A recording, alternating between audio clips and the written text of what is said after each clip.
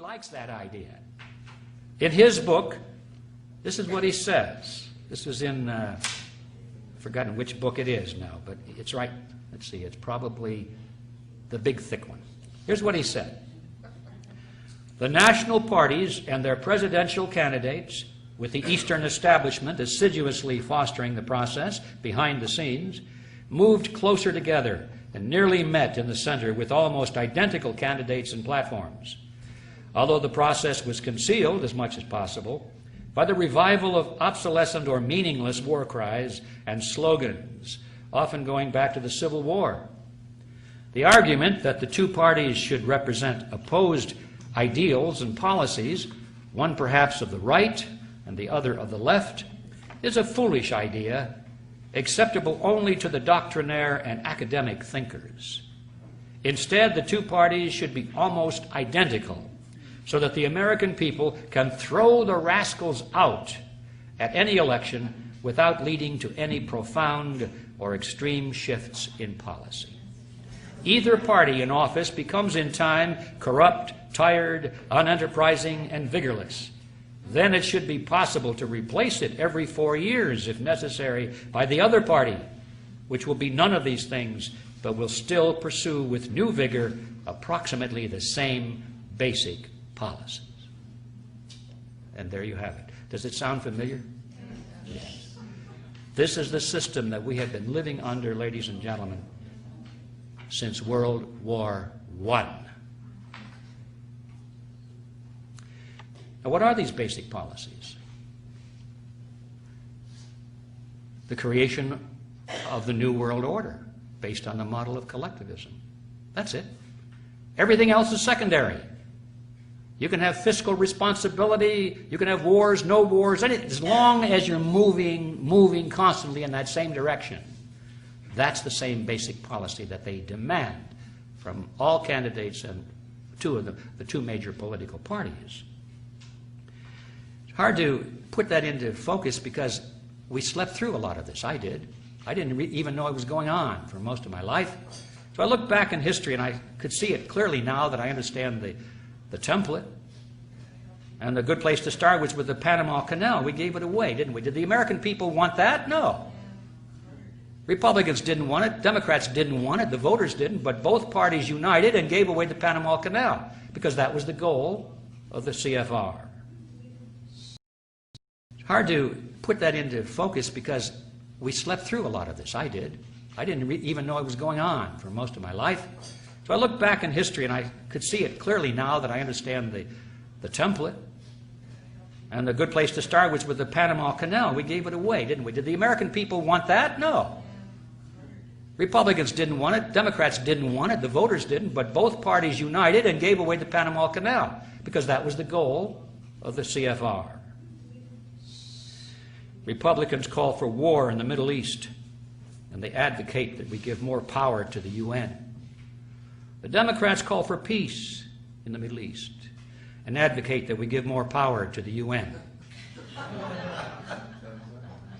And after the Democrats came to a majority in the last election, we thought, they're going to pull the troops out and have peace in the Middle East. No changes really. They talk a lot about peace, but they continue to fund all of Mr. Bush's war measures. They complain a lot, they grumble, they give speeches, but when it comes to the vote, they continue the same policies because that is what the goal is of the Council on Foreign Relations.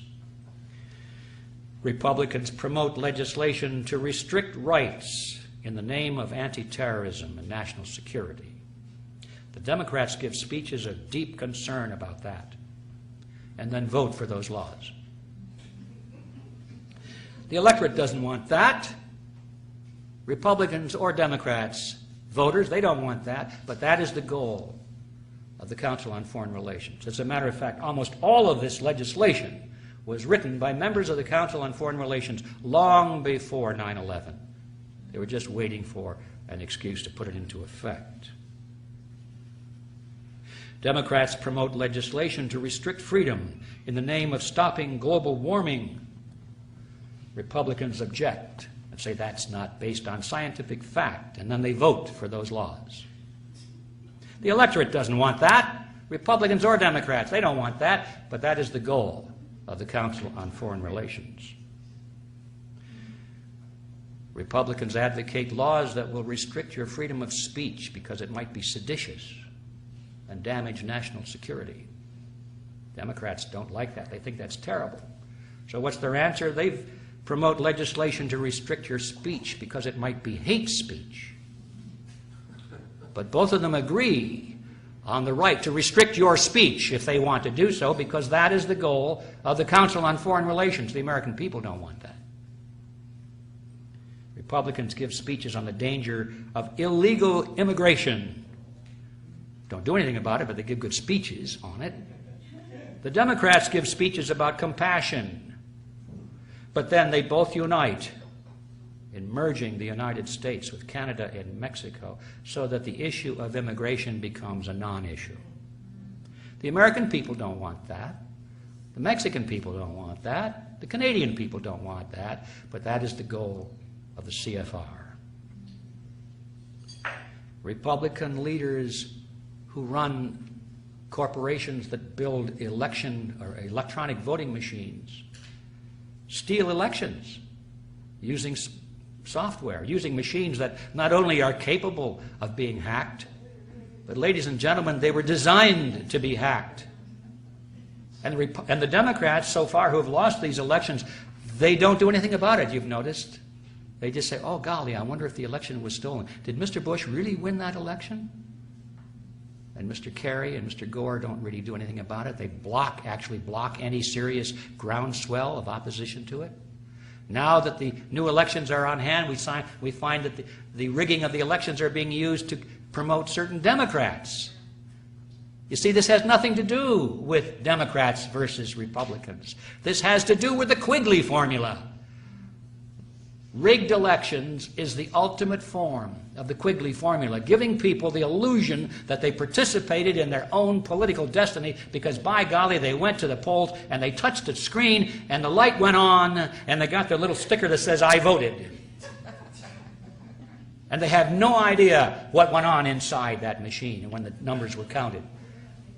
Or they get a piece of paper and they put it through a scanner. So, I got the piece of paper, see? And it goes into a scanner. They have no idea what goes on inside that scanner and how the numbers come out. That is the ultimate embodiment of the Quigley formula. Well, I hope I got your attention, and